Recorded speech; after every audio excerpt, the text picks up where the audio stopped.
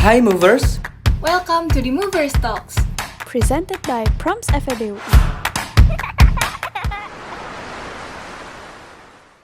Halo, welcome to the Movers Talk episode pertama. Kenalin, gue Alisa yang bakal jadi host untuk episode pertama kali ini. Di episode ini kita bakal bahas sesuatu yang sebenarnya cukup simple, tapi nyatanya banyak orang yang belum aware nih, yaitu hidden hunger atau kelaparan tersembunyi. Sejak kecil, kita pasti udah diajarin sama yang namanya makanan sehat, makanan seimbang, 4 sehat 5 sempurna, dan lain-lain. Tapi nyatanya, salah satu masalah yang masih dialami oleh sebagian besar masyarakat Indonesia adalah hidden hunger atau kelaparan tersembunyi. Data dari Global Hunger Index pada tahun 2020 menunjukkan posisi Indonesia berada pada angka 70 dari 107 negara. Dan kondisi ini juga dialami oleh 20-40% masyarakat. Banyak ya. Hidden hunger ini juga menjadi salah satu burden of malnutrition yang masih menjerat Indonesia nih. Maka dari itu, tonton video ini sampai habis karena siapa tahu kamu juga mengalaminya tapi kamu nggak sadar tuh. Di episode kali ini, The 16 Prom sudah mengundang orang-orang hebat dan kredibel yang bakal gue ajak ngobrol lebih dalam tentang hidden hunger ini. Di sini ada Nala Mirah yang merupakan founder dari Green Welfare Indonesia dan juga ada Dr. Arif Sabtaji yang merupakan Head of Operation Assure Dietitian Indonesia. Yuk kenalan sama speaker kita. Halo Nala. Pertama makasih ya semuanya for having me today. I'm very excited to join the conversation dan perkenalan diri, nama aku Nala. Sekarang aku bagian Green Welfare Indonesia. I am one of the founders of Green Welfare Indonesia and I am currently in my last year of high school. And untuk menjelaskan sedikit tentang Green Welfare Indonesia, kita itu adalah organisasi anak muda dan juga organisasi non-profit. We're actually one of Indonesia's first youth-led organization yang benar-benar berfokus terhadap livestock agriculture, sustainable agriculture, dan how all of that relates to climate change. Dan kita juga fokus terhadap social work or like giving back to the community. We focus on 3 sustainable development goals. Pertama is zero hunger, kedua climate action, dan ketiga responsible consumption. And hari ini aku di sini sebagai advocate, bukan sebagai ahli tentang hunger, of course. But yeah, I'm just going to voice out my opinions about juga the correlations between plant-based diet, juga gimana itu bisa sebenarnya relate to zero hunger dan juga miskonsepsi tentang plant-based diets. And yeah, I think it's a short introduction from me. Oke Nala, thank you banget. Keren banget nih kamu. Selanjutnya Dr. Arif, halo.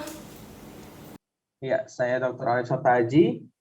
Seharian saya sebagai akademisi dan juga peneliti di bidang gizi dan juga memiliki sebuah platform yaitu Assure Dietitian ID, di mana platform tersebut kita memberikan sebuah layanan kepada masyarakat untuk bisa berkonsultasi dan juga memeriksakan kesehatannya yang berkaitan dengan gizi. Nah, kemudian topik hari ini sangat menarik sekali sehingga saya sangat-sangat excited untuk bisa join dengan teman-teman dari FEUI dan tentunya mari kita tingkatkan kesadaran masyarakat untuk lebih sadar tentang isu-isu terkini masalah gizi dan kesehatan seperti itu. Terima kasih. Oke, thank you ya Dr. Arif. Oke, sebelum kita mulai diskusinya, aku mau tunjukin dulu nih video hasil survei yang udah kita lakuin ke beberapa orang tentang hidden hunger. Tahu nggak sih mereka? Yuk kita tonton videonya. Kalian pernah dengar hidden hunger nggak? Pernah. Nggak pernah. Enggak pernah. Itu gue pernah denger sih. Pernah. Tahu nggak hidden hunger itu apa? Nggak tahu. Enggak. Kalau dari artinya ya lapar tersembunyi ya.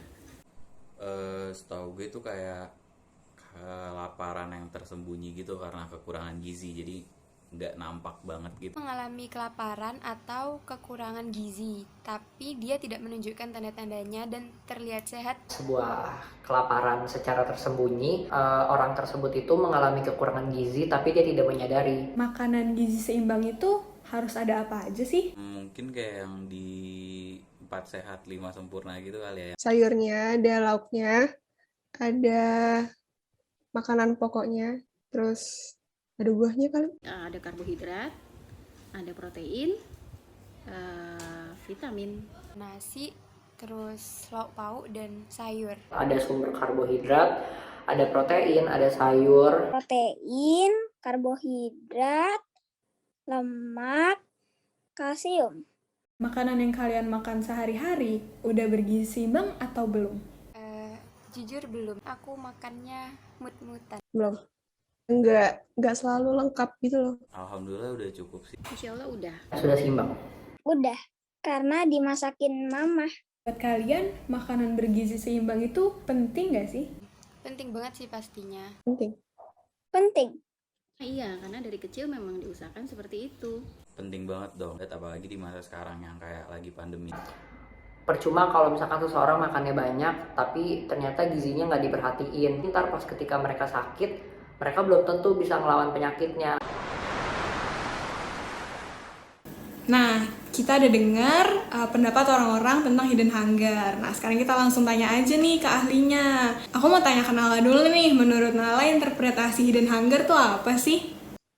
I think the video udah cukup jelas, tapi I do wanna add that I think hidden hunger in general is also karena a lot of people nggak tahu how important nutrition and nutrition is important to their health.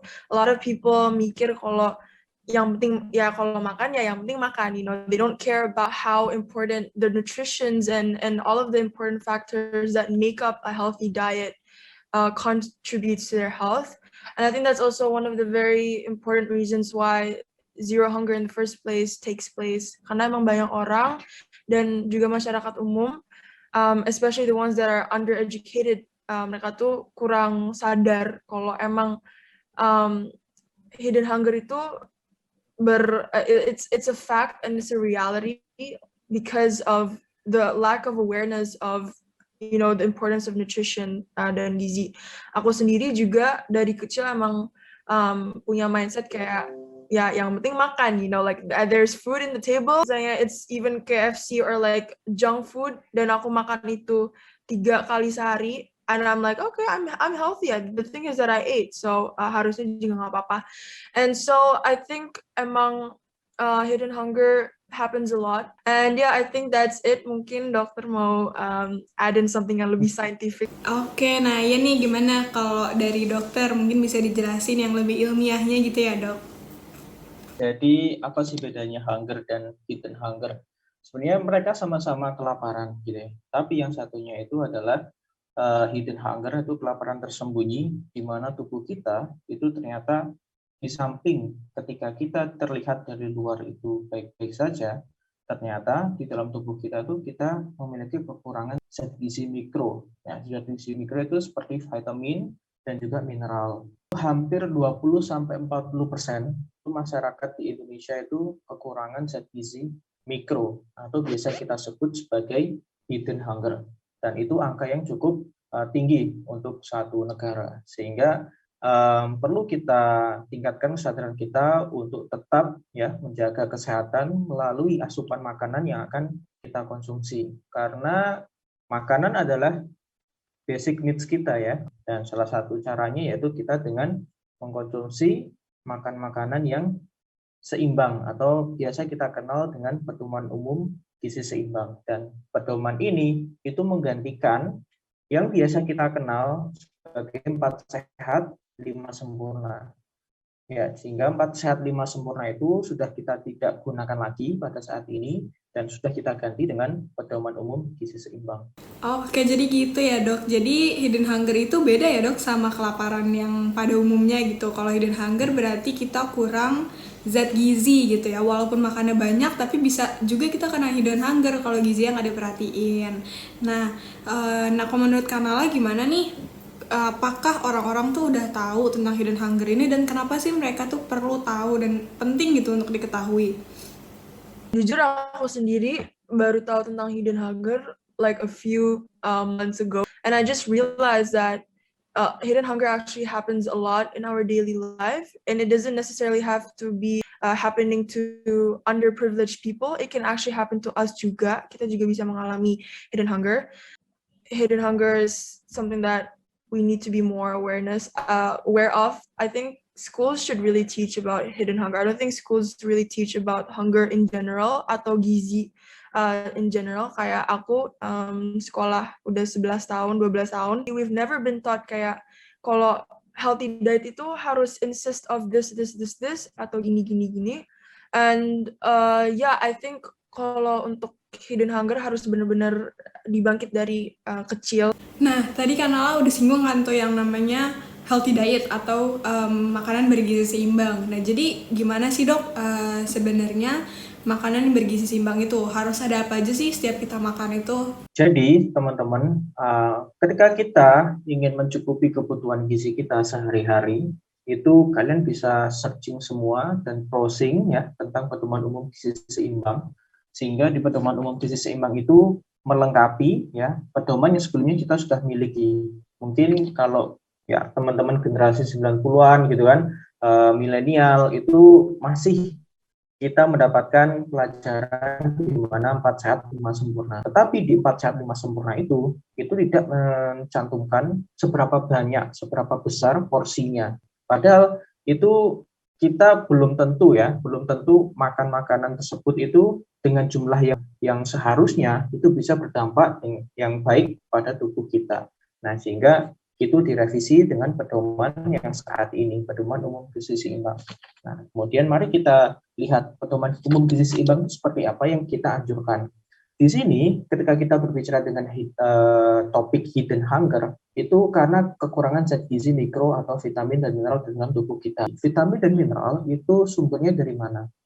Sumbernya adalah dari sayur-sayuran dan buah-buahan. Dan ternyata penelitian terakhir dari data riset kesehatan dasar 2018 itu, kita, orang Indonesia yang mana negara agraria ya, negara pertanian gitu ya, ternyata yang konsumsi sayur yang sesuai dengan standarnya kurang dari 10% yang bisa melakukan gaya hidup seperti itu. 9 dari 10 orang itu pasti kekurangan konsumsi sayur-sayuran dan buah-buahan. Nah, jadi tidak heran juga ya kenapa kok bisa seperti itu. Banyak sekali faktor yang mempengaruhi.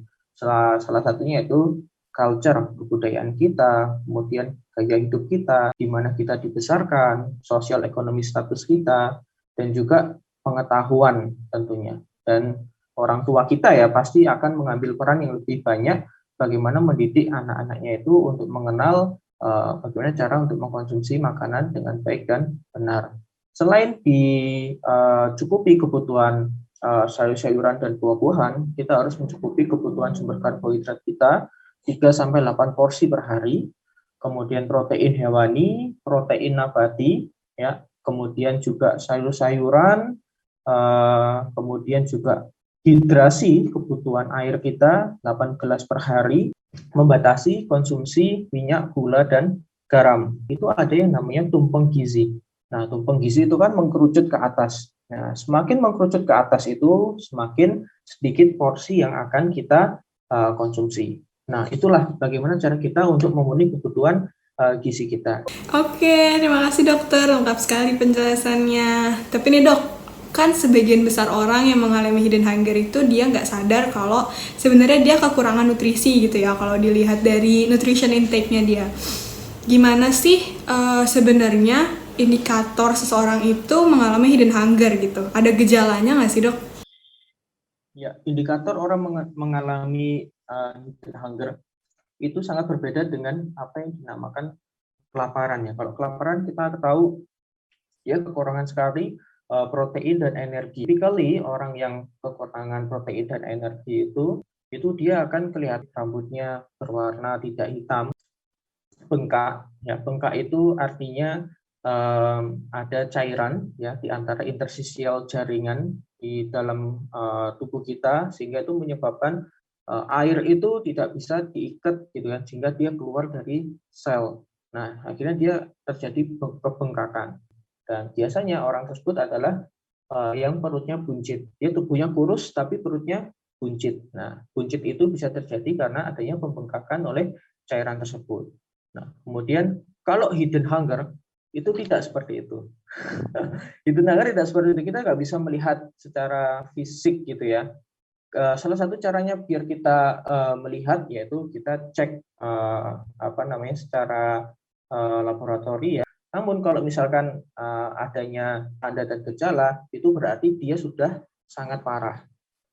Nah, tanda dan gejala itu seringkali kita ketahui ketika kita sudah mengalami kekurangan itu dalam jangka waktu yang panjang. Jadi itu seperti iceberg ya. Jadi gunung es yang kelihatan pucuknya itu sedikit gitu ya, tetapi di dalam perairan itu banyak sekali yang kita tidak ketahui. Nah, fenomena gunung es itu bisa dianalogikan seperti hidden hunger ini yang terjadi di dalam tubuh manusia. Dan hidden hunger ini sangat-sangat mempengaruhi bagaimana pertumbuhan dan perkembangan kita. Nah, kelompok-kelompok yang berisiko untuk terkena hidden hunger itu kelompok-kelompok usia yaitu anak-anak, ya, wanita hamil, ya, wanita menyusui, dan juga wanita-wanita usia subur. Ya, itu salah satu kelompok-kelompok yang berisiko terkena hidden hunger. Seperti itu. Oke, berarti kalau dari penjelasan dokter, hidden hunger itu bahayanya itu laten ya dok. Jadi dia nggak kelihatan, tapi ketika kelihatan itu udah parah gitu ya. Dan kalau yang dimaksud parah ini kayak apa sih dok? Mungkin apakah dia akan mengalami penyakit apa atau jadi ada masalah apa gitu dok? Ya, baik. Jadi contohkan ketika ada seorang remaja putri.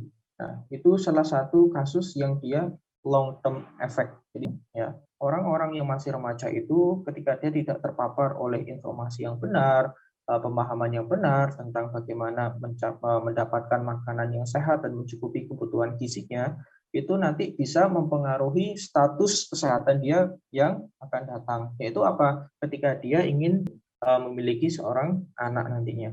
Nah, kalau misalkan dia dari remaja itu sudah kekurangan zat besi atau bisa dikatakan anemia, nah itu nanti ketika dia hamil, dia ternyata tidak bisa mencukupi kebutuhan zat besi untuk janinnya itu, sehingga dampaknya yaitu anaknya itu tidak bisa tumbuh dan berkembang secara normal atau secara baik. Nah, nanti bisa jadi dia tidak bisa memiliki anak ya, karena bisa jadi keguguran atau dia bisa melahirkan anak tapi anaknya kurang berat badannya, dan itu bisa meningkatkan risiko kematian, atau dia bisa melahirkan anak yang prematur, kemudian dia bisa melahirkan anak yang itu tadi, anak yang stunting, kemudian anak yang kurang gizi, dan lain sebagainya yang masih banyak. Dan oleh karena itu kita seringkali tidak merasakan apa-apa, ya, cuek-cuek aja, ya.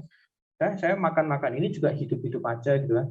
Nah, tetapi ya itu dia, orang kita itu karena edukasi pun juga tidak terlalu masif, dan sehingga ya itu sulit untuk menanamkan hal tersebut. Tapi nggak apa-apa, kita harus berusaha untuk bisa mencerdaskan ya, sehingga kita bisa menekan yang namanya hidden hunger.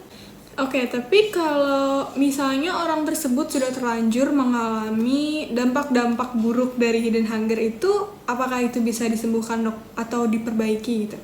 Bisa, kita bisa perbaiki ya hidden hunger itu. Namun ya itu, ketika udah ketahuan hidden hunger itu ya, itu biasanya kita sudah pada posisi yang kronis ya. Nah, itu kita bisa dengan cara tadi ya, perbaiki pola konsumsi makanan kita. Kalau kita membicarakan masalah gizi ya, status gizi, itu masalah kompleks, Alisa dan juga teman-teman semua. Kenapa kok bisa kompleks? Nggak semuanya orang itu equal kesejahteraan di negara.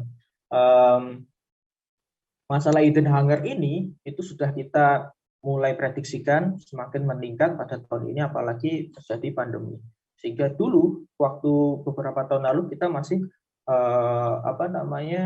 berusaha untuk menyelesaikan masalah double burden of malnutrition, tetapi sekarang bertambah triple burden of malnutrition. Di samping adanya masalah gizi pendek, anak-anak yang pendek, kemudian masalah obesitas, kelebihan berat badan, dan yang ketiga adalah kekurangan zat gizi mikro, atau bisa kita sebut dengan hidden hunger ini. Kalau dari segi konsumsi makanan, kita harus memperbaiki yang namanya diversifikasi pangan. Ya, ini perlu diingat untuk teman-teman semua, tidak ada satu bahan makanan itu yang sempurna, yang memiliki seluruh kebutuhan zat gizi, itu namanya diversifikasi. Kita melengkapi makanan satu dengan makanan yang lainnya. Oleh karena itu, di pedoman kita dianjurkan dalam satu piring makan, itu kalian bisa cari di pedoman isi piringku, itu di situ ada sumber karbohidrat, protein nabati, protein hewani, sayur-sayuran, buah-buahan, dan juga air. Kemudian yang kedua, yaitu kita berbicara masalah level masyarakat. Bagaimana kita melakukan kebijakan dengan memberikan fortifikasi, sehingga kita menambahkan beberapa zat gizi khusus di beberapa bahan makanan pokok yang kita konsumsi. Misalkan fortifikasi di beberapa produk-produk susu dan olahannya. Itu banyak sekali fortifikasi yang sudah diberikan, seperti fortifikasi vitamin D, asam folat, dan lain sebagainya. Kemudian itu salah satu program di mana untuk menekan angka kekurangan zat gizi mikro di level masyarakat. Kemudian yang ketiga adalah suplementasi. Suplementasi adalah penambahan makanan ya, teman-teman, atau zat gizi berupa vitamin dan mineral. Sehingga ini digunakan ketika kita tidak bisa ya untuk menjaga pola konsumsi makanan kita itu selalu yang terbaik. Ya, kita ada kalanya gitu kan, nggak bisa setiap hari makan yang seideal itu terus gitu kan. Nah, intinya itu suplementasi. Dan ini biasa kita berikan pada kelompok-kelompok usia berisiko seperti bayi, balita, ibu hamil, ibu menyusui, ya seperti itu. Banyak sekali. Oke, terima kasih ya dokter. Nah, selanjutnya aku mau tanya nih, Nala, gimana sih cara kamu untuk berusaha supaya makanan kamu setiap hari tuh seimbang gitu gizinya? I've been vegetarian for a year now, and actually I think abis aku dengerin penjelasan dokter, kayaknya aku juga pernah mengalami hidden hunger deh, karena that was a really hard process, not because susah nahan nafsu makan dagingnya, bukan, karena lebih ke susah dapat protein sama nutrien yang pas untuk badan aku. And so my vegetarian diet, pertama aku tuh bener-bener yang what is classified as a junk food vegan, dimana aku cuman mengonsumsi makanan-makanan yang gak berbasis daging tapi juga gak sehat. And so I just basically cuman makan tahu, tempe, dan bener-bener itu doang, like no vegetables, and like I still drank milk and a lot of dairy, and like really less sayur-sayuran atau kacang-kacangan.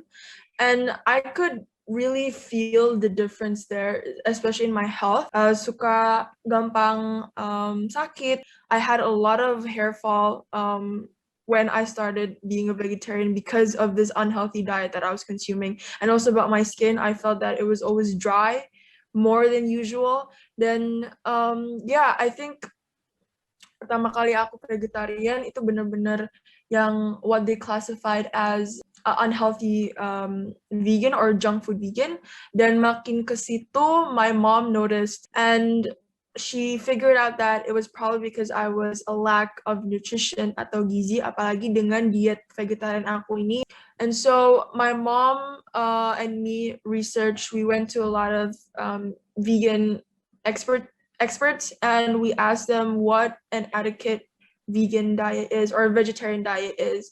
And I learned from there that it's really, really important, especially as a vegetarian, to right amount of vegetables, of fruits, carbohydrates, and also protein, and all of the other vitamins. And I think a lot of people actually misconcept kalau veganism itu atau vegan itu cuma makan salad, tapi that's very wrong.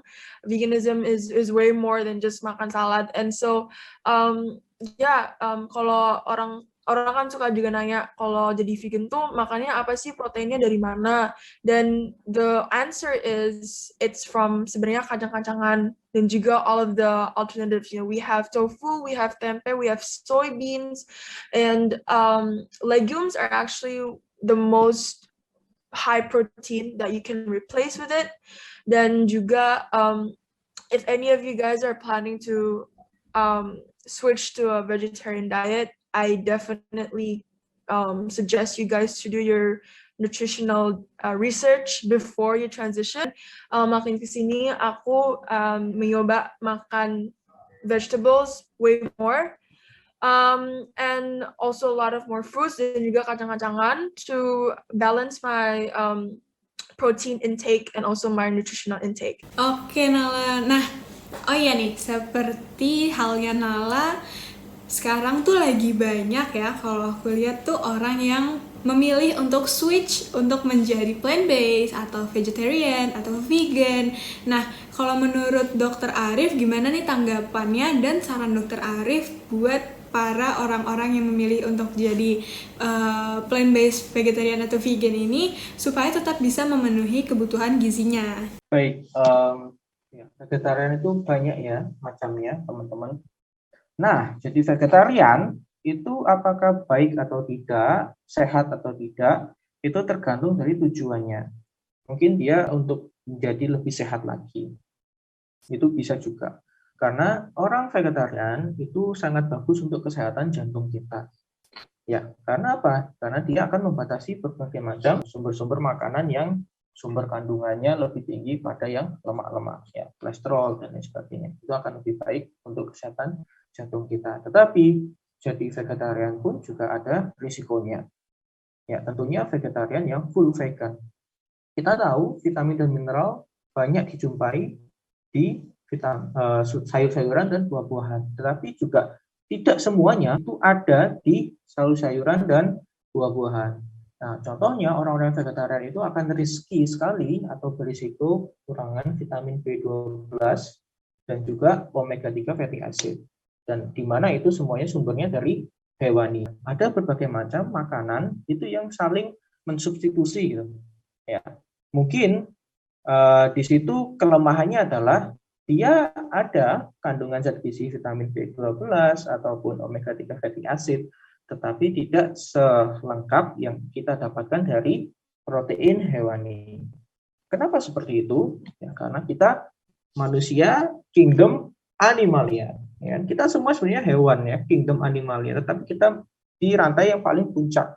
Nah, kenapa kok protein hewan itu lebih cocok? Ya karena kita memiliki kesamaan ya. Kita sama-sama di kingdom animalia sehingga bentukan zat gizi yang kita dapatkan dari protein hewan itu akan lebih mudah terserap oleh tubuh kita dibanding dengan sayur-sayuran dan buah-buahan. Dan itu semuanya pilihan, tentu ada konsekuensi pro dan kontranya, tetapi sejauh mana kita bisa menyikapi, mengantisipasi, dan juga tentunya tadi sudah di-share juga, kita harus benar-benar mendapatkan guidance yang benar ya, yang baik. Jangan sampai kita asal ikut tren, tapi kita tidak memiliki dasar di situ. Nah, itu yang harus kita cegah supaya nanti tidak berdampak buruk terhadap kesehatan kita. Oke dokter, jelas banget nih. Jujur nih, sejak tadi dengerin Nala sama Dokter Arif ngomong, aku juga sedikit curiga gitu ya, kayak apa aku juga mengalami hidden hunger? Karena aku ini picky eater dok, jadi makannya tuh mut-mutan, kadang malas, kadang rajin, atau ntar pilih-pilih makanan gitu. Dan juga di video yang tadi udah kita tonton juga banyak orang yang mengaku kalau dia tuh makannya mut-mutan gitu, atau picky gitu ya. Atau banyak juga anak kecil nih biasanya kayak nggak mau makan sayur gitu. Nah gimana sih dok mengatasi hal seperti ini? Apakah bisa diganti dengan suplemen aja gitu dok? Kayak yang udah dokter tadi jelasin dengan suplementasi gitu. Ya, suplemen itu dibutuhkan ketika hal tersebut dibutuhkan oleh tubuh. Jadi itu garis bawahi. Tambahan jika kita mengalami kekurangan. Tapi kalau kita tidak mengalami kekurangan, kita tidak membutuhkan tambahan. Kenapa? Karena kalau kita terlalu banyak ya, jumlahnya juga, itu juga tidak baik buat tubuh kita. Akan terjadi yang namanya toxicity atau keracunan. Yang kedua, dan juga itu harus kita pertimbangkan juga suplemen itu aman tidak. Itu benar-benar suplemen yang berkualitas, karena banyak juga yang antara tulisan di komposisi si kandungannya itu tidak sesuai dengan yang ada di dalam isinya itu. Intinya harus hati-hati membeli produk suplemen. Nah, kemudian kalau berbicara tentang picky eater, kalau itu terjadi pada remaja ke atas, usia remaja ke atas, ya, orang-orang yang masih picky eater, orang-orang remaja ke atas, itu yang bermasalah adalah psikologinya, gitu. Nah, itu harus kita coba untuk modifikasi pemahaman mereka, edukasi, mungkin dia tidak mengerti ya, dan juga dia tidak sadar. Nah, kemudian kalau ada anak yang picky eater, ya, itu kita bisa cross check pada yang namanya usia 6 bulan sampai 24 bulan, di mana itu ada yang namanya makanan pendamping ASI. Bisa jadi balita, ya, bayi-bayi yang di bawah usia 5 tahun itu picky eater karena dia tidak dikenalkan dengan berbagai macam sumber makanan, ya. Jadi lidahnya dia rasanya itu tidak komplit gitu. Nah, makanya dia picky eater, dia nggak suka pada bahan makanan tertentu karena dia belum terbiasa. Kemudian mengatasinya ya seperti tadi yang saya berikan, ketika anak udah makanan pendamping ASI, kita coba penuhi berbagai macam kebutuhannya dari berbagai macam sumber. Mencobalah rasa dari beraneka ragam makanan. Dan juga yang kedua, kita bisa mengetahui kalau misalkan dia terjadi alergi atau tidak. Kalau misalnya ada alergi, ya kita jangan sampai memberikan makanan yang memicu alergi tersebut. Nah, itu ada namanya mindful eating concept. Jadi ya, kita makan dengan memahami gitu, makanan ini untuk apa, fungsinya untuk apa, sehingga nanti kita bisa apa, kayak gitu. Oke, barusan dokter menyinggung tentang alergi nih. Berarti kalau seseorang memiliki alergi atau nggak bisa memakan suatu bahan makanan, berarti dia harus pinter-pinter mencari substitusinya gitu ya dok, berarti ya? Ya, kalau kita tahu kalau anak tersebut alergi tertentu, ya tentunya ada beberapa terapi yang bisa kita lakukan. Itu ada namanya diet eliminasi. Tapi kalau misalkan terjadi intoleransi makanan, di mana kita dalam tubuh kita itu adanya defect atau kehilangan salah satu fungsi yang tidak bisa mencerna makanan tertentu. Pada beberapa makanan kita bisa kok, yang dulunya kita alergi, ketika dewasa kita sudah nggak alergi lagi, itu banyak juga. Karena alergi itu paling banyak kita temukan pada anak-anak. Oke, nah selanjutnya aku mau nanya nih sama Nala. Kan Nala ini merupakan founder dari Green Welfare Indonesia ya. Gimana sih cara Nala itu untuk mengajak remaja-remaja seperti kita ini untuk berkontribusi mengurangi hidden hunger di Indonesia? I think definitely a lot of youth juga, they're not really aware about their diets and lifestyle. Bahkan pasti sering kita tuh jadwal makannya juga nggak bener kan. Bahkan aku ada sahabat yang dia tuh bener-bener, I think that her diet is really really messy. Kayak dia tuh suka makan sekali doang, tapi jam 9 malam doang. And after the next day dia makan banyak-banyak banget. And so I think definitely hidden hunger, especially for youth atau teenagers, menurut aku lebih ada potensial daripada anak kecil sendiri yang privilege, of course, yang privilege, because yang ngurus diet mereka atau ngurus jadwal makan mereka kan masih orang tua kan. Tapi kalau makin remaja pasti lebih independen terhadap makan sama jadwal makannya. Juga pasti mungkin anak-anak kampus atau kakak kampus juga pernah mengalami di mana benar-benar lagi stressful, lupa makan, terus ordernya atau makannya yang gak sehat. So I think definitely we need to, young people, especially teenagers, need to understand that a nutritious diet is very, very important. I think definitely untuk mengurangi tentang hidden hunger among youth or among young people, it's very important for us to understand that we need to be able to prioritize our health. Mungkin sekarang enggak, tapi pasti nanti in a couple of years pas kita udah tua and all of that, we're gonna feel all of that health impact. So I think it's very important for young people and for teenagers itself to really understand the concept of healthy lifestyle dari sekarang, dan mulai bangkitnya dari sekarang, dan juga mulai prioritize their health over everything else. Oke, nah selanjutnya nih, pernah lihat nggak sih kayak misalnya di scroll sosial media terus orang sering banget bilang kayak makan sehat tuh nggak susah, mahal aja gitu. Nah itu tanggapan Nala gimana tuh?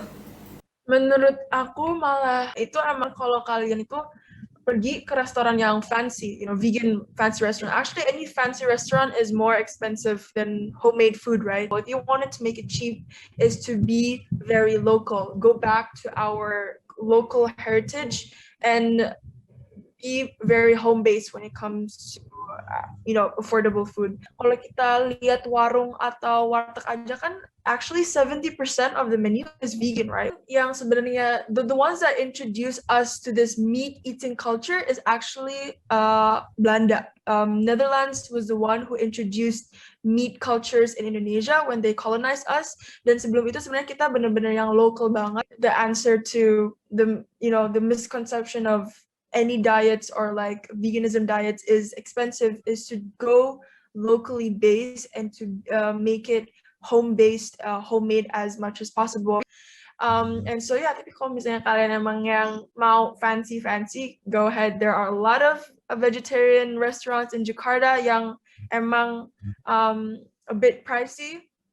And tapi aku juga nggak terlalu setuju kalau orang bilang veganism itu mahal. Iya bener banget Nala. Tadi pas kamu bilang warteg tuh aku langsung kayak oh iya ya kan, warteg tuh mostly sayur gitu, tapi dia murah gitu, dan itu salah satu alternatif kalau kita mau makan sehat tapi nggak mau mahal gitu ya. Atau yang lebih murah lagi, kita bisa masak sendiri gitu, karena kita beli bahan sendiri, masak sendiri, yang pastinya itu jauh lebih murah dan lebih aman lah ya kalau di masa sekarang itu untuk masak sendiri. Nah oke, selanjutnya aku mau bahas yang berkebalikan dengan hidden hunger ini nih.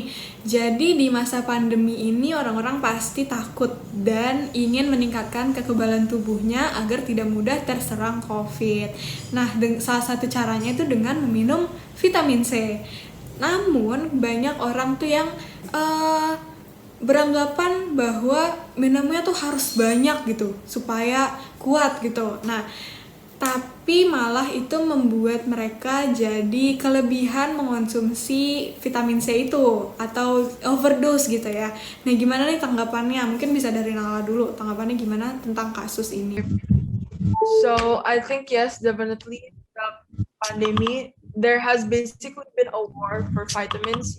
Everyone is striving to as healthy as possible. Dan bahkan actually me and my family, kita satu keluarga dapat COVID, dan menurut aku it's this COVID-19 is a wake up call for us to really reflect imun kita itu gimana dan lifestyle kita itu gimana. Kalau menurut saya panic buying ya, karena kita khawatir berlebihan sehingga kita memburu semua apapun yang dirasa itu bisa menenangkan kita. Itu kita tidak memerlukan hal tersebut.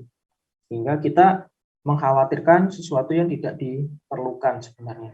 Kenapa? Ya, karena secara general kebutuhan vitamin dan mineral kita itu kita bisa dapatkan melalui makanan.